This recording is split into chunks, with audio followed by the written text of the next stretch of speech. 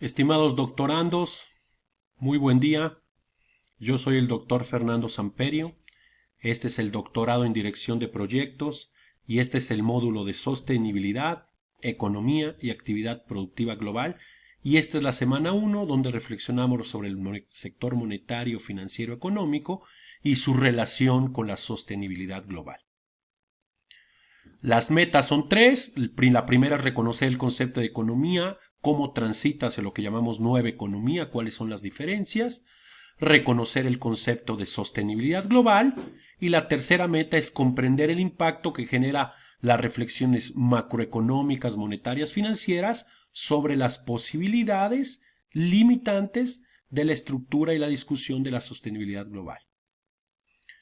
El tema, rápidamente descrito, es abordar el tema de economía, transitar hacia las reflexiones de lo que llamamos nueva economía, cuándo surge, por qué, cómo se relaciona con lo que llamamos globalización económica, productiva, financiera, identificar los tres sectores que impactan o esferas que impactan lo que llamamos sostenibilidad global desde la reflexión económica, donde intervienen los aspectos macroeconómicos, monetarios, financieros y el rol que juegan estas reflexiones en el modelo, la agenda que tiene que ver con la sostenibilidad global.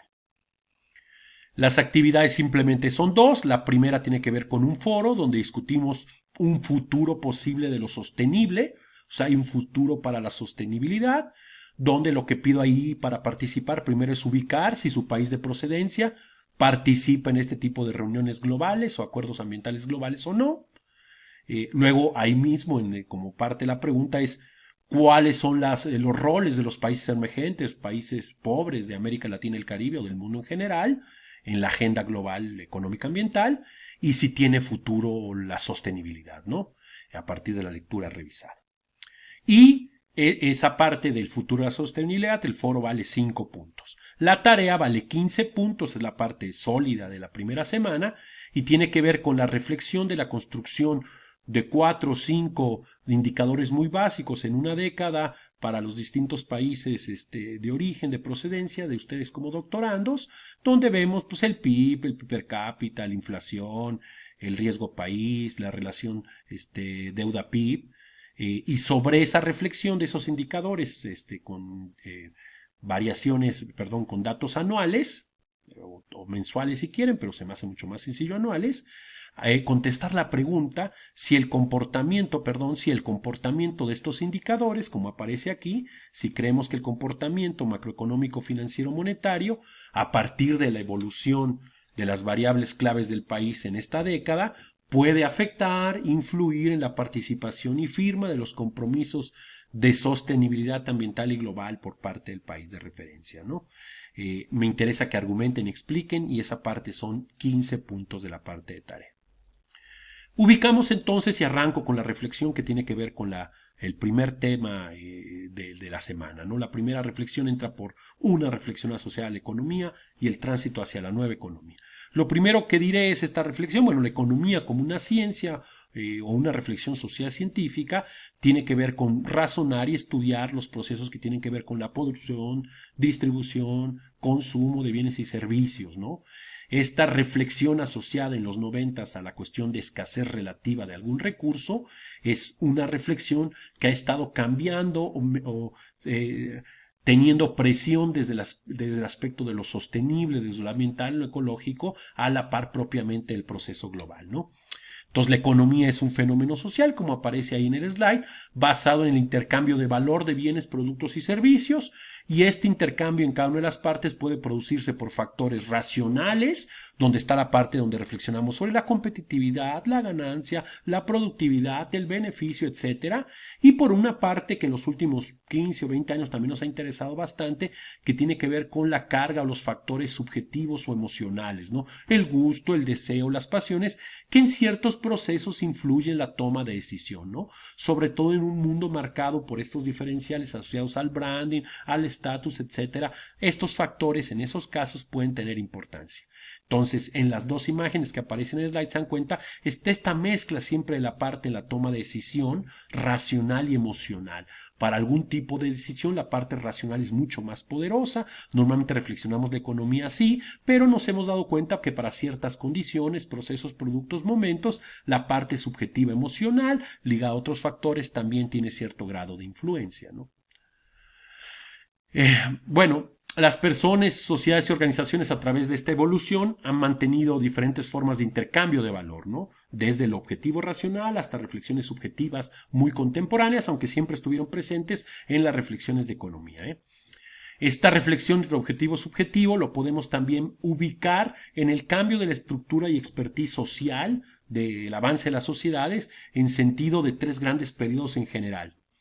El primero tendría que ver, como aparece en el cuadro, con la parte de una sociedad agrícola agraria que funcionó propiamente hasta el siglo XVIII, hasta el proceso en que va a despegar la revolución industrial, la concentración, la reflexión del valor, la riqueza, incluso de la estructura de la escuela fisiócrata, por ejemplo, está ligada a la tierra, ¿no? A los rendimientos de la tierra, así son decrecientes, a las reflexiones malthusianas, etcétera, ¿no?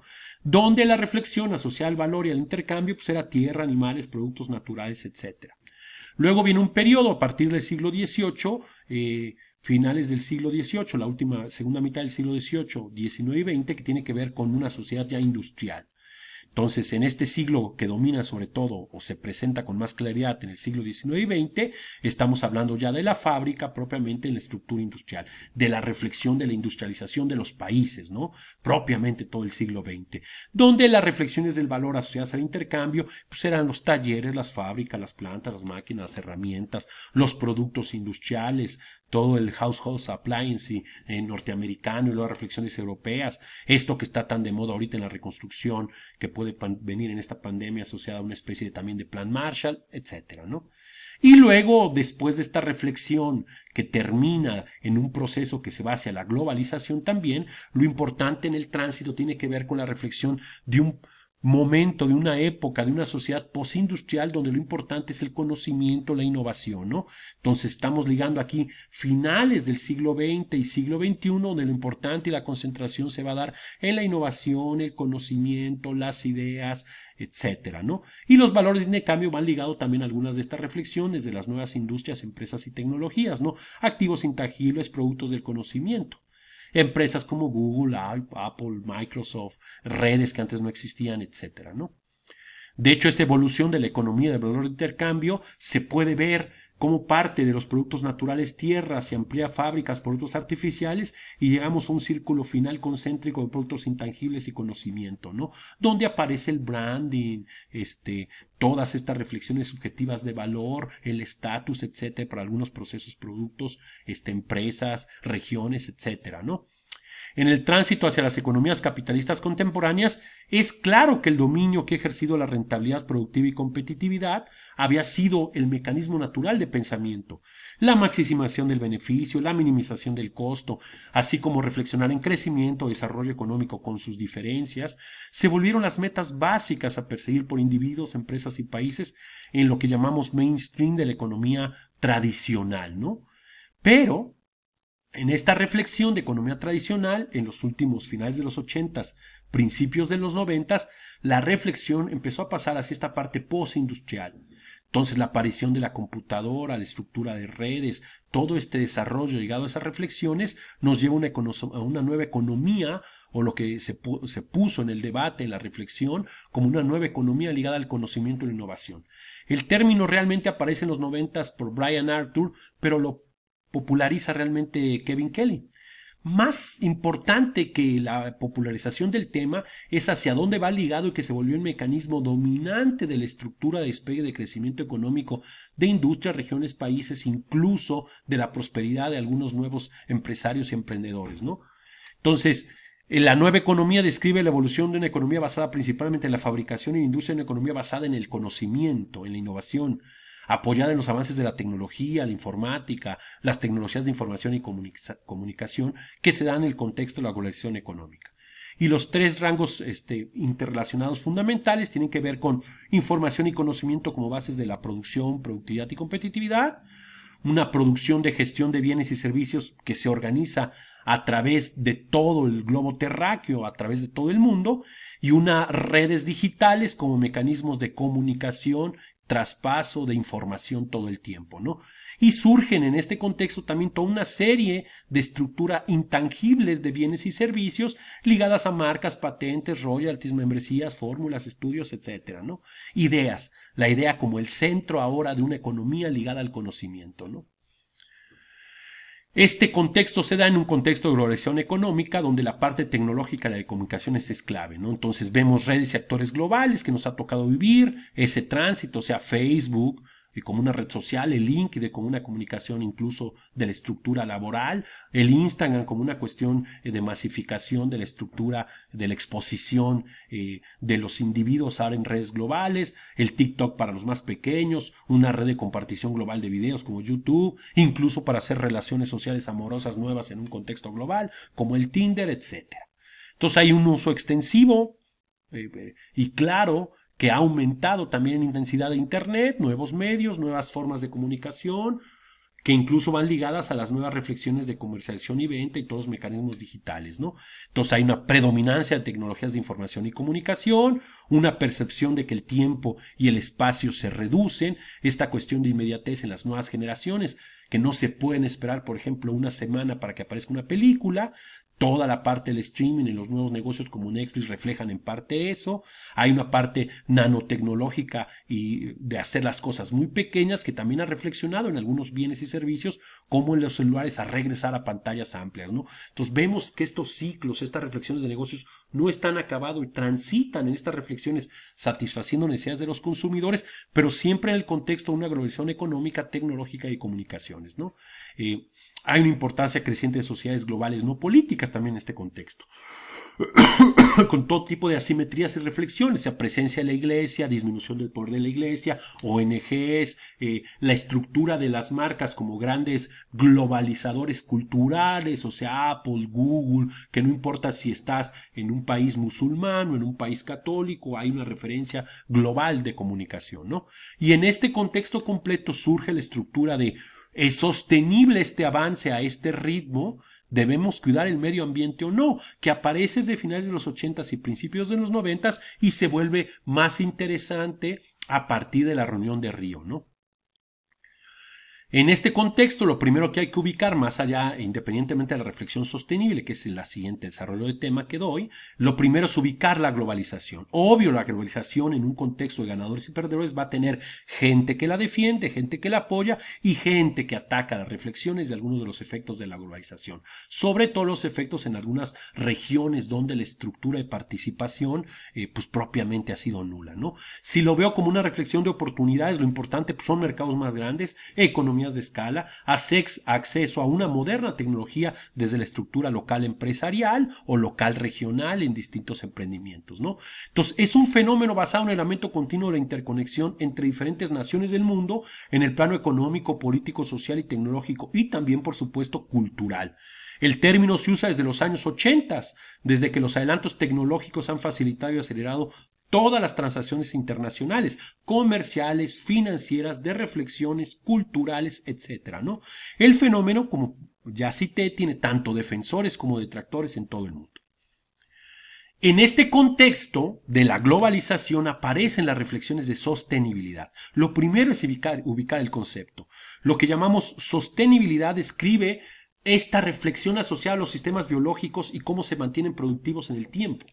Se refiere a un equilibrio de una especie con los recursos de su entorno, pero en el contexto del avance, los cambios de población y demográficos del ser humano, que pasó propiamente en 40 años de 3.000 millones a 7.000 millones de habitantes en todo el mundo, hace que la reflexión sobre la estructura de dotación de recursos y lo que pensamos que era es la panacea, es decir, la reflexión de crecimiento económico, sí, crecimiento económico, pero crecimiento económico con un mundo de recursos, un stock finito, plantea problemas de límites, plantea problemas de agotamiento del stock de recursos.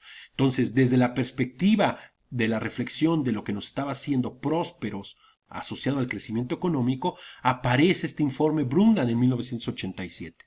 Se llama Infrola Brundtland, pues simplemente es el apellido de Gro Brundtland, que era la primera ministra de Noruega en ese momento, ¿no? Y entonces ahí se plantea de forma por primera vez, yo diría, en la agenda precisa y concisa, el concepto de lo sostenible en el contexto del avance global. Entonces, se define la sostenibilidad como satisfacer las necesidades de las generaciones actuales, pero sin sacrificar, sin comprometer las capacidades de satisfacción de las generaciones futuras para cumplir, satisfacer sus propias necesidades. Si esto es posible, hablamos de que es sostenible. Entonces, se pone en la agenda esto. No nos agotemos el stock de recursos nosotros. Permitamos que las siguientes generaciones tengan el mismo stock o incluso, y si es posible, a partir de ciertas reflexiones ambientales y ecológicas, reciclaje, etcétera, más. Entonces, esta sostenibilidad global implica aceptar primero que el planeta es el centro de las decisiones y acciones derivadas de países, sociedades y organizaciones. Es decir, se piensa en sostenibilidad global en un mundo de aproximadamente 200 países con interacciones entre todos y con relaciones recíprocas de efectos sobre el uso de sus recursos, lo que plantea cosas muy interesantes en sentido colaborativo y también debates álgidos complejos en sentido de usos de recursos. Reflexiones como estas, donde Estados Unidos le decía a Brasil, pues tú no puedes explotar libremente, utilizar productivamente los recursos del Amazonas, por ejemplo, porque es el pulmón del mundo y es de todos. Y entonces Brasil contestaba en los foros mundiales, bueno, pues si es así, también la riqueza que se ha obtenido de la utilización de recursos en tu país, pues también es de todos y hay que repartirla.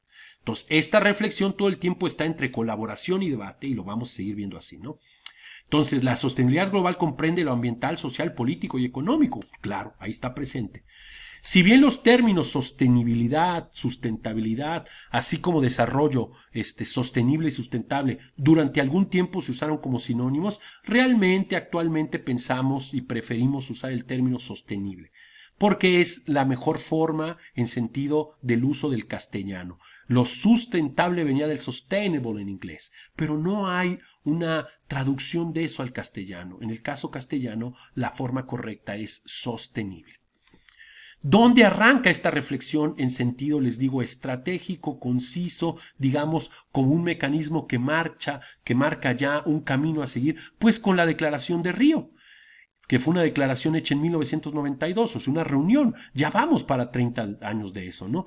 ¿Qué se debatió? ¿Qué reflexiones se dieron ahí? Bueno, se debatieron soluciones para 4 tipos de problemas medioambientales, que son los problemas que hasta la fecha nos siguen interesando, más allá de reflexiones y ampliaciones que se han dado en distintos esquemas. Por ejemplo, otra reflexión de género está muy puesta en la palestra, ya sea de forma correcta, metida con calzador, algunos que dicen que incluso como una reflexión de moda. Bueno, cualquier nuevo término, nuevo concepto que involucre reflexiones interesantes va a tener también distintas visiones de percepción. Ya veremos en el tiempo qué tan sólida era la reflexión intelectual, ¿no? En la reflexión de Río, lo importante era la reducción de la producción de productos contaminantes y tóxicos, mayor utilización de energías no contaminantes y renovables, el apoyo por parte de los gobiernos al transporte público buscando reducir tráfico y contaminación, y el ruido también se considera contaminación. Aquí estaban las emisiones de CO2 y esto transitó después a lo que llamamos los famosos bonos del carbono. Y una reflexión interesante, particularmente para unos países de América Latina como Bolivia, que tuvo que ver y todavía tiene que ver con una reflexión que algunos llaman las guerras futuras asociadas a la escasez del agua potable en distintas partes del planeta y soluciones de cómo ahorrar agua. Muchas de las campañas políticas de ahorrar agua posterior en los países de América Latina y el mundo se dieron a partir de las reflexiones de Río, ¿no? Entonces, se declararon o se proclamaron 27 principios fundamentales que todos los países deberían cumplir con el objetivo de establecer una alianza mundial nueva y equitativa mediante la creación de nuevos niveles de cooperación entre estados, sectores claves, sociedades, personas, etcétera, ¿no? Sonaba muy linda esta reflexión. Veremos qué cosas están ahí en la palestra todavía y dónde chocan con la reflexión económica productiva asociada a la maximización de beneficios, minimización de costos y hacia las discusiones de la nueva economía. Aquí estaban los famosos principios de Río. No voy a meterme más a fondo en esto, aquí está el slide, simplemente quiero que ubiquen que Río marca, como reflexioné, un tránsito, una agenda, un momento de inicio, y cómo se ha transitado en distintas reuniones mundiales globales y participantes hasta llegar a esta última, que fue el famoso COP25, donde el lema era Time for action is now, o sea, actuemos ya. El tiempo para actuar es ahora, que se realizó apenas en 2019 allá en Madrid, ¿no? Y la reflexión aquí es interesante en el sentido, hay una línea de tiempo y tránsito que ya abarca más de 25 años y va para 30, ¿no? Entonces, ¿qué es la reflexión? Donde juntamos esta reflexión sostenible, global, en la que aparentemente todos estamos de acuerdo inicialmente, con las reflexiones que tienen que ver con los sectores y esferas que pueden impactar esa agenda, esos intereses, esos propósitos. Bueno, la sostenibilidad global se asocia a todo el planeta, por lo tanto dependerá de las políticas, acciones locales de cada país y sus interacciones y acuerdos globales, es decir, va a tocar la esfera económica y política. Destaca que depende de las agendas e interacciones económicas, políticas y sociales de países desarrollados versus emergentes, e incluso de las regiones y países más atrasadas en sentido capitalista y de mercados.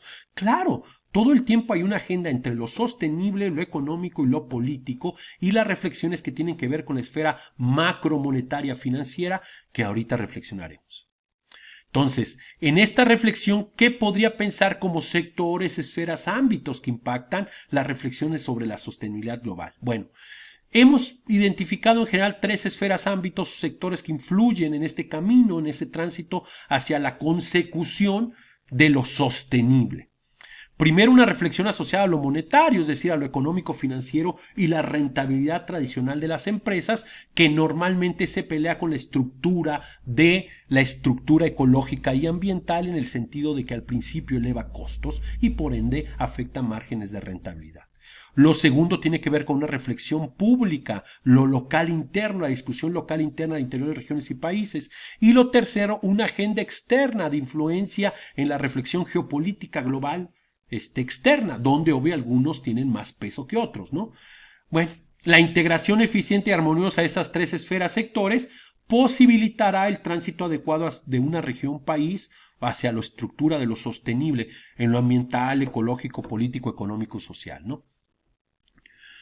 La primera esfera de reflexión que me interesa tocar es esta reflexión de la esfera monetaria. Aquí lo importante es que al final la reflexión económica aterriza en una estructura de dinero, en una estructura de financiamiento, en una estructura líquida.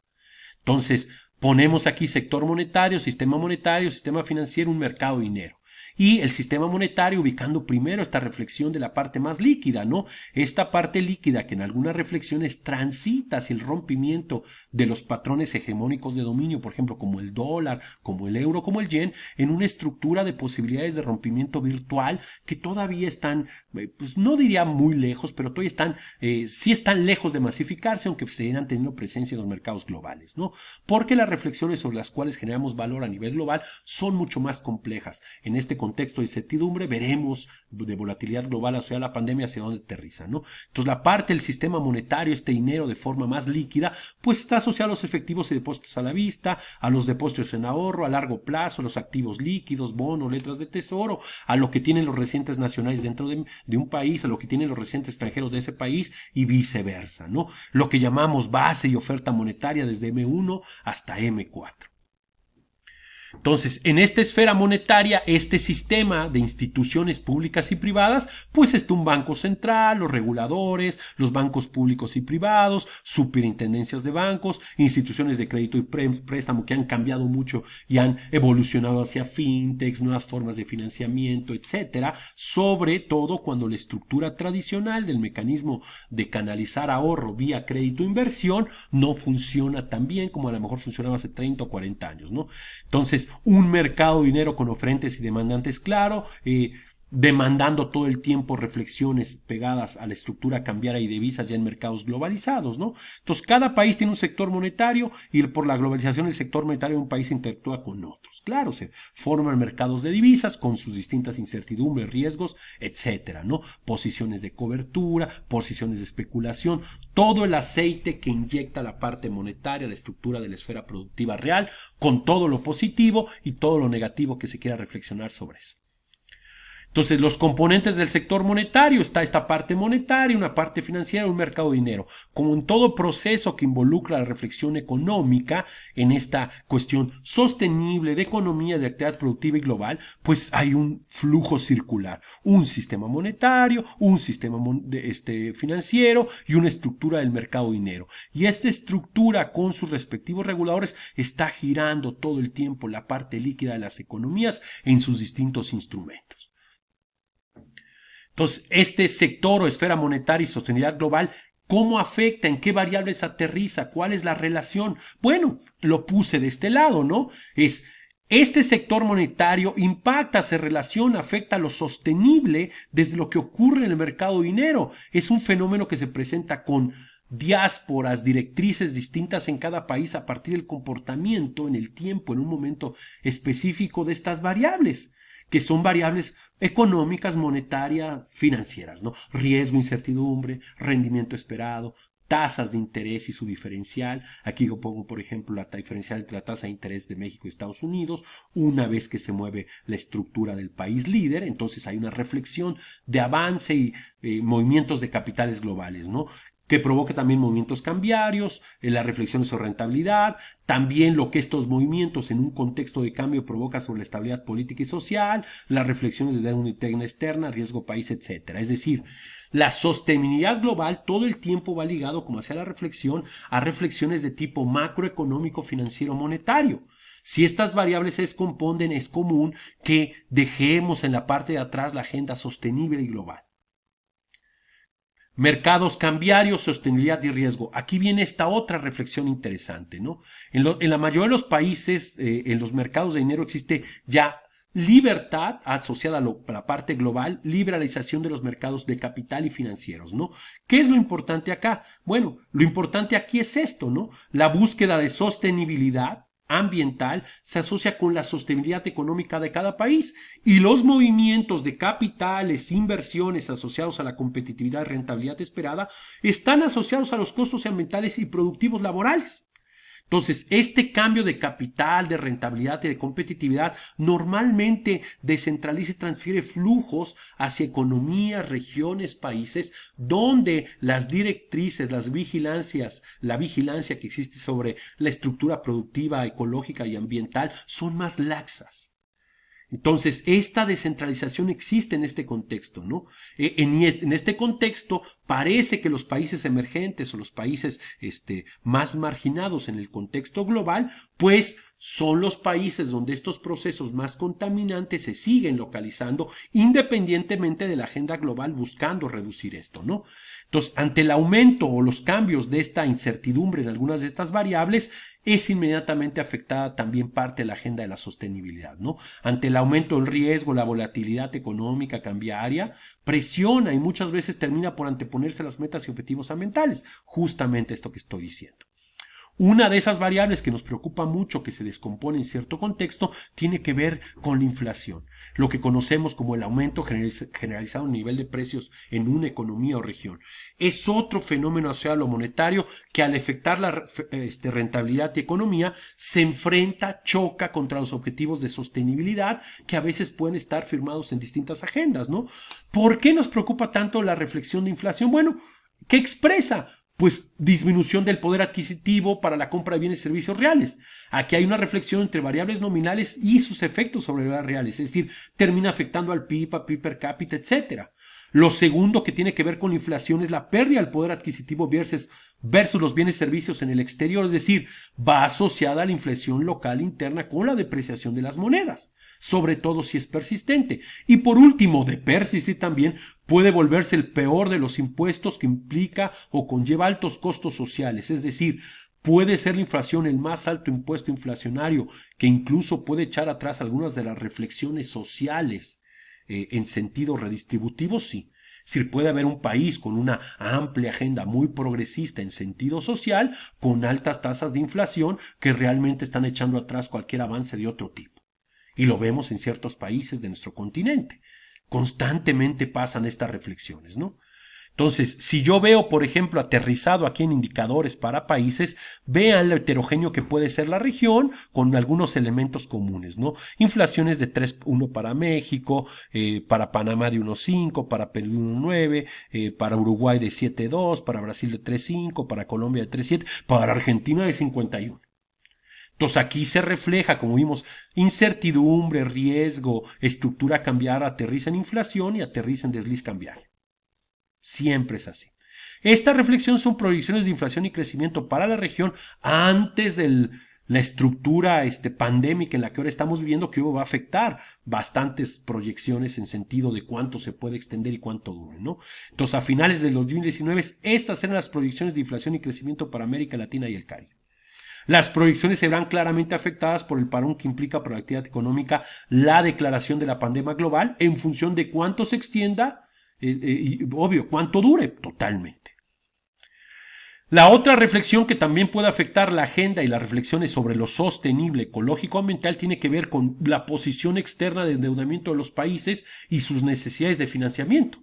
Cuando en un país, ya sea por choques externos e internos como este que estamos viendo, las variables macromonetarias financieras se descomponen, es decir, inflación, deuda, depreciación, los sectores reales resultan muchas veces afectados, lo sabemos, PIB, desempleo, pérdida del número de empresas que existen, rompimiento de la estructura de pequeñas y medianas empresas en una región o en más donde hay más presencia de informalidad, etcétera, ¿no?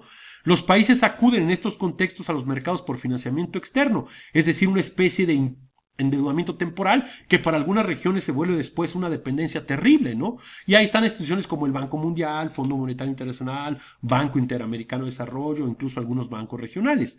Ahora, la reflexión aquí es, ¿esto afecta a las reflexiones sobre lo sostenible y las posibilidades de lograrlos? Sí, totalmente.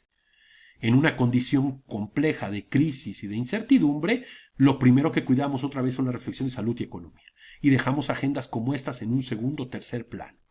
Pero están presentes ahí, ¿no? Y también son distintas por países. No es lo mismo un país con líneas de financiamiento que un país que no tenga líneas de financiamiento porque ya ha defaulteado varias veces o es un país muy riesgoso, como el caso, por ejemplo, ahorita de Argentina, ¿no? Y eso está reflejado de este lado. Dice, el aumento del riesgo y la incertidumbre siempre conviene a riesgos de afectación de la actividad económica vía rentabilidad y competitividad de las empresas. Y muchas veces compromete los compromisos de sostenibilidad adquiridos por los países en las agendas globales. Totalmente.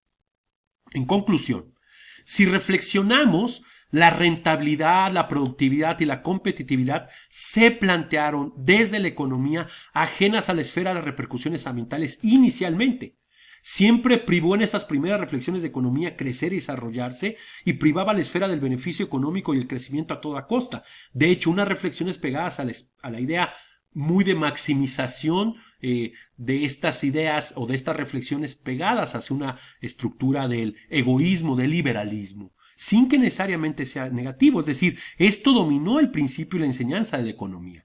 A partir de los 90 entra en las reflexiones de economía, estas reflexiones de una nueva economía, donde el aspecto abandonado, ecológico, ambiental, aterrizado en lo sostenible a partir del 92, se empieza a volver parte importante de las reflexiones y de las reflexiones al interior de las universidades y la enseñanza, ¿no?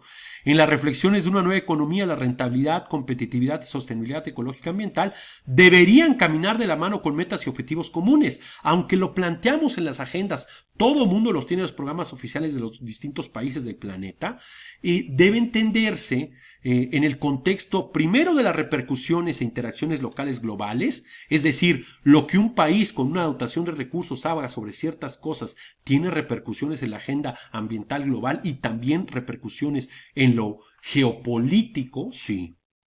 Y otra cosa importante que aterriza en empresas, industrias, regiones y países, esta reflexión tiene que ver con que esta agenda no se puede separar de la reflexión económica. Es decir, esta declaración de Río que arrancó en 1992, que ya transitó hasta el COP25 en Madrid 2019, ya pasaron 25 años del primer encuentro. Entonces, la viabilidad de los compromisos suscritos en cada nueva reunión resultan condicionados a la fortaleza, debilidad de las economías de los países firmantes, por el proceso de rentabilidad asociado a los costos, que siempre resultan una limitante. Es decir, meter en la agenda la estructura ecológica y ambiental implica inicialmente en algunas regiones y países más que en otros que llevan transformaciones más lentas, una estructura de aumento de costos, que desde la perspectiva de la economía sin reflexión ambiental implica disminución de rentabilidades. Por eso siempre vemos este trade-off, costo de oportunidad, discusión entre la rentabilidad y lo ambiental. En las reflexiones de la nueva economía se piensa que esto debe caminar junto. En algunos casos, industrias, países, procesos, ya sucede, pero en muchas otras regiones, países, procesos, en condiciones distintas o precarias, por supuesto, todavía no. Entonces, la última reflexión aquí para cerrar la semana, uno es, los países desarrollados versus los emergentes no solo tienen patrones distintos de contaminación y emisiones globales, claro, no es lo mismo Honduras, Guatemala, Salvador, México, Bolivia, Panamá, que Estados Unidos y China, que propiamente son la mitad del pastel de contaminación global. Entonces, lo primero es ubicar eso, de cerca de 200 países, el G20 es el más contaminante, dentro del G20 el G8 y dentro del G8 China y Estados Unidos. Entonces, ¿cuál es la reflexión de los países emergentes en estas agendas económicas globales? Bueno, hay que pensarlo, hay que tenerlo presente, ¿no? Pero aparte de que estos países, los G7, G8 y dentro de los G7, G8, dos de ellos son los que más contaminan y hacen emisiones globales de distintos contaminantes, también son los que tienen mayores posibilidades presupuestales.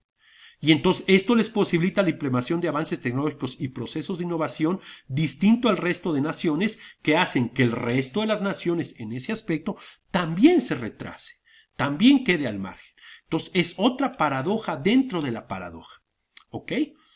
Entonces, esta reflexión es interesante y la siguiente semana la vamos a mezclar con reflexiones financiero-monetarias de la actividad productiva real.